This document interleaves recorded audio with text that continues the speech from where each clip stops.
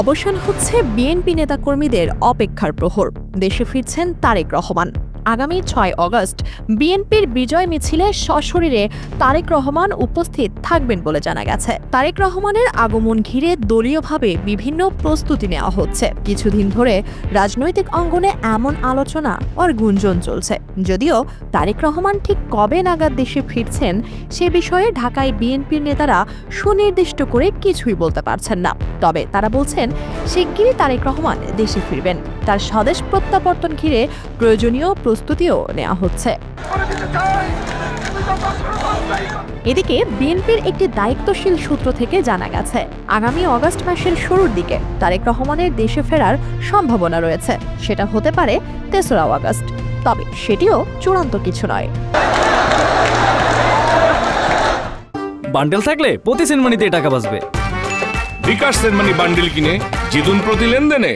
এ নিয়ে বিএনপির উচ্চ পর্যায়ের একাধিক নেতার সঙ্গে কথা বললে তারাও জানান, তারা দলের দ্বিতীয় শীর্ষ নেতাকে দেশের মাটিতে গণ অভ্যর্থনা জানাতে প্রস্তুত।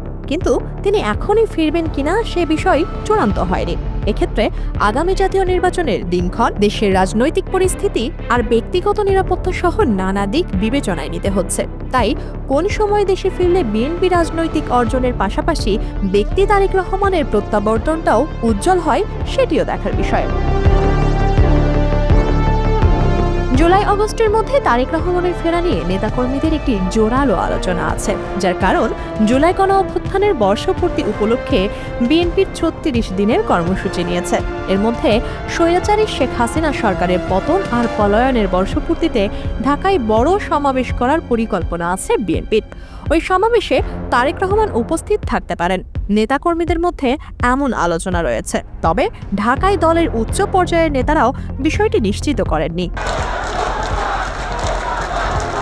গুরুত্বপূর্ণ নেতাদের সঙ্গে কথা বলে জানা গেছে, তারেক রহমানের স্বদেশ প্রত্যাবর্তনকে স্মরণীয় করে রাখতে চায় বিএনপি। সেদিন বিমানবন্দর সহ রাজধানীতে বৃহত্তম জমায়েত করার পরিকল্পনা রয়েছে দলের।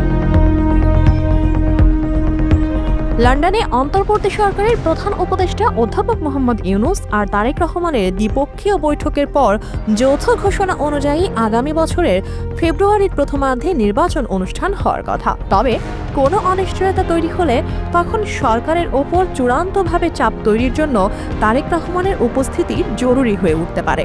এখন পর্যন্ত সে ধরনের পরিস্থিতি তৈরি হয়নি। সবকিছু ঠিকঠাকভাবে এগোলে ডিসেম্বরের শেষ অথবা জানুয়ারির শুরুর দিকে নির্বাচনের তফসিল ঘোষণা হতে পারে।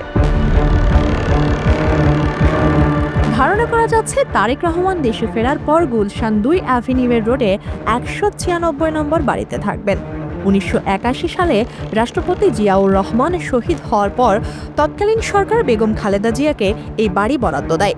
সম্প্রতি অন্তর্বর্তী সরকার এই বাড়ির নামজারি সম্পন্ন করে এ সংক্রান্ত কাগজপত্র খালেদা জিয়ার হাতে হস্তান্তর করেন। এর পাশের বাড়ি ফিরোজায় থাকেন খালেদা জিয়া। গুলশানের ১৯৬ নম্বর বাড়িটি ব্রিটিশ আমেরিকান টোবাকো বাংলাদেশের কাছে ভাড়া দেওয়া হয়েছিল।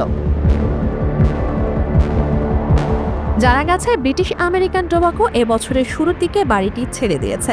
এখন নতুন করে বাড়ির ভেতরে বাইরে রং করা সহ প্রয়োজনীয় সংস্কার কাজ চলছে। ১/১১ জরুরি সরকারের সময় ২০০৭ সালের ৭ মার্চ তারেক রহমানকে গ্রেপ্তার করা হয়। ২০০৮ সালের ৩রা সেপ্টেম্বর তিনি জামিনে মুক্তি পেয়ে ১১ সেপ্টেম্বর চিকিৎসার জন্য সপরিবারে লন্ডন যান। পরে সেখানে রাজনৈতিক আশ্রয় নেন। প্রায় ১৭ বছর ধরেই লন্ডনে আছেন তিনি। ২০১৮ সালের ৮ ফেব্রুয়ারি বিএনপি চেয়ারপারসন বেগম খালেদা জিয়াকে কারাগারে নেওয়া হলে তারেক রহমান দলের ভারপ্রাপ্ত চেয়ারম্যানের দায়িত্ব পান। ২০২৪ সালের ৫ অগস্ট ছাত্র জনতার গণ অভ্যুত্থানে আওয়ামী লীগ সরকারের পতন হয়।